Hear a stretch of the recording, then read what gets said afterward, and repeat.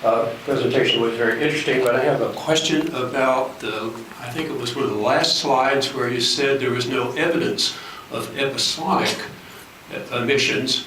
And if I the Eagle Mountain Lake site. and if I understand what the data was, the data is a plot of cumulative. Is that right for the whole area, the emissions?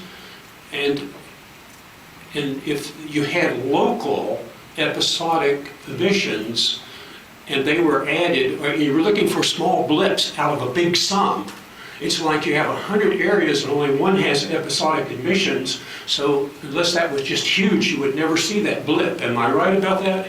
Well, you're right about that if you're only out there for a very short period of time, but recognize that this monitor was out there for 20 months, operating 24 hours a day, 7 days a week, making a measurement every hour. And that's the strength of that monitor, is that it's collecting so much data. So they're on the order of then 15,000 data points that you're comparing with winds coming from all sorts of directions.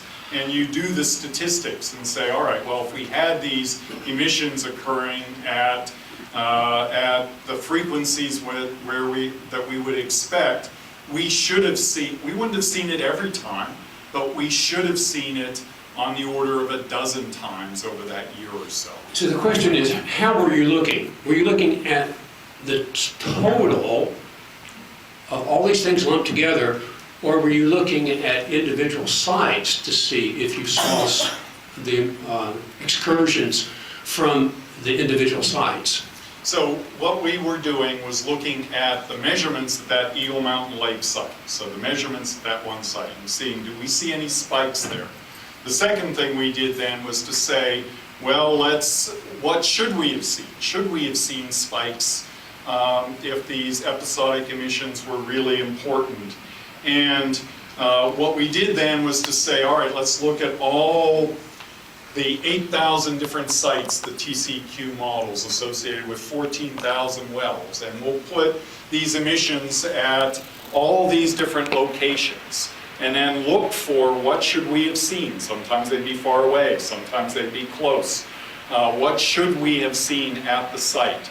And if you have these episodic emissions at the rates that liquid unloadings occur in some parts of the country, you should have seen signals, concentration increases that were much, much larger than what we were seeing on a routine basis. You should have seen some of it. We were looking for them. We thought we would see emission excursions. We didn't see them. And you did look specifically at one site by itself over time to see if there was an outbreak at that site.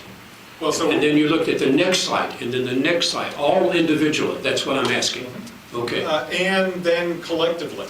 And so we add them all up together. Well, that's the problem. If we look collectively, and one site goes bad, and there's 1,000 sites, you'll never see it collectively. You'll only see it if you look at that one site and say, here we go, and here's the spike. So I'll agree with you if the issue is, well, the pneumatic controller is leaking a lot more than we thought it was, and the emission is only a little bit, let's say it doubles the emissions. But what you find with some of these really big episodic emissions, like an uncontrolled completion event or an unloading, is that one site then, for a very short period of time, maybe only an hour or two, becomes the equivalent of thousands of wells.